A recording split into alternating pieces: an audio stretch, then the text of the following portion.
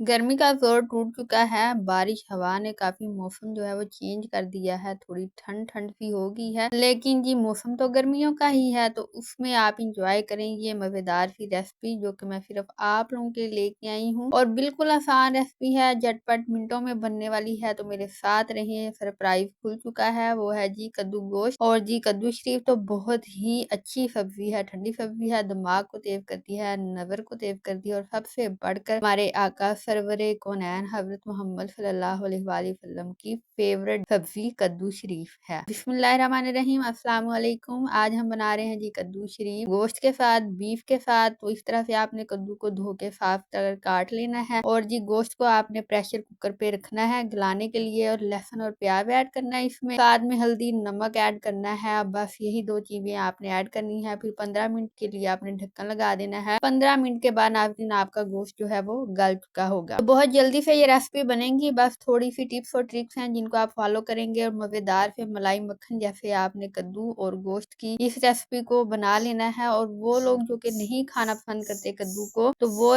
इसी बात से कद्दू को खा लिया करें कि ये हमारे आका सरवरे कौनैन हज़रत मोहम्मद सल्लल्लाहु अलैहि वसल्लम की पसंदीदा सब्जी है। तो ये सोच के जब आप खाएँगे तो आपको मज़े की भी लगेगी और आपके नखरे भी खत्म हो जाएँगे। तो रेसिपी की तरफ आ जाते हैं जी। दोबारा हमने गोश्त को गला लिया। एक्स्ट्रा जो यखनी थी हमने इसकी वो निकाल ली है। बहुत काम आने वाली है एक्स्ट्रा यखनी। उसके बाद ये आपने टमाटर ऐड कर देना है, हरी मिर्चें और अदरक जो हमने कूट के इसमें ऐड कर दिया है। आप भी इस तरह से ऐड कर सकते हैं। अगर आप चाहें तो अपने तरीके से भी ऐड कर लीजिएगा। उसके बाद तमाम स्पाइसेस ऐड कर देने हैं आपने एक-एक करके। हल्दी ऐड करनी है दोबारा से फॉर कलर और टेस्ट। उसके साथ लाल आपने ऐड करनी है, कुटी हुई लाल मिर्च ऐड करनी है और अभी तक हमने ऑयल ऐड नहीं किया। यखनी उतारने के फौरन बाद आपने ये मसाला जात ऐड करने हैं। इनको 1 से 2 मिनट तक आपने पकाना है। जब वो पक जाए और यखनी थी हल्की सी वो खत्म हो जाए, उसके बाद ये आपने ऑयल जो है वो ऐड करना है और यूँ आपने मज़ेदार सा गोश्त जो है भुना हुआ गोश्त को तैयार कर लेना है मसाले के साथ। तो आपका ये वाला प्रोसीजर इंतहाई अहम है, इसको ध्यान से देखिएगा। ये कि अब हम गोश्त क्यों उतार रहे हैं जी, हमने इसमें से गोश्त जो है गलाने के बाद निकाल लेना है। इसके पीछे भी एक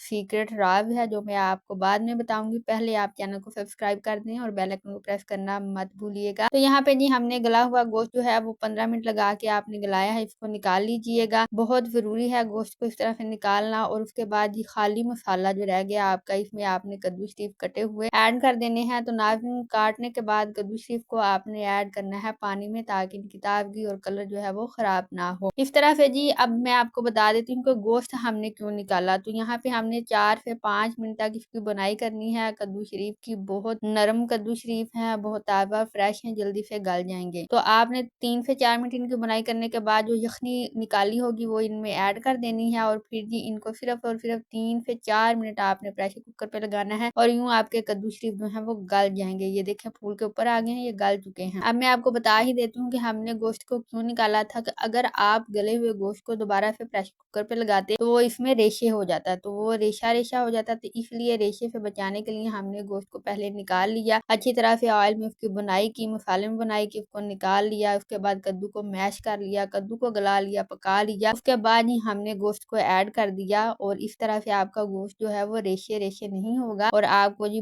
बोटी जो है वो गोश्त में से ढूंढने में कोई भी परेशानी और दिक्कत नहीं होगी। तो कैसा रहा ये आइडिया? बहुत कमाल का आइडिया है, आप इसको ट्राई कीजिएगा। और इस तरह से जी फिर आपने कद्दू की बुनाई कर लेनी है। जितनी भी इसमें यखनी थी या पानी था वो खत्म हो जाएगा तो उसके ऊपर ऑटोमेटिकली खुद ही तरी आ जाएगी, खुद ही ऑयल निकलना स्टार्ट हो जाएगा। तो हांडी की यही निशानी होती है, इस तरह से कड़-कड़ करती है, बुलबुले निकलते हैं। जो हांडी बहुत मजेदार और जायकेदार बनती है ना, तो वो इस तरह से हल्के हल्के से बबल्स निकालती रहती है और इसी तरह से ऑयल निकल आएगा। और ये देखिए अब आपको पूरी पूरी बोटियां इसमें नजर आ रही है ना। अगर आप इसको दोबारा से गोश्त के साथ कद्दू शरीफ को प्रेशर कुकर लगाते तो गोश्त जो था वो गला हुआ था तो वो रेशे रेशे हो जाना था, बिल्कुल बिल्कुल नरम हो जाना था। उसके बाद ही हमारी अच्छी तरह से बुनाई करने के बाद कद्दू शरीफ की इस हांडी को हमने पका लिया। बहुत नरम मक्खन मलाई जैसा हमारा कद्दू शरीफ बन चुका है। साथ में हमने जी जायके को बढ़ाने के लिए, मजेदार करने के लिए इसमें ऐड कर दी है काली मिर्च, जो कि आपने बुनाई के बाद ऐड करनी है और फिर उसको अच्छी तरह से भून लेना है। साथ में आपने खूबसूरती को बढ़ाने के लिए, कद्दू शरीफ को अट्रैक्टिव करने के लिए, मजेदार करने के लिए इसमें ऐड कर देना है हरा धनिया। हरे धनिया के बहुत ज्यादा फायदे होते हैं। ठंडा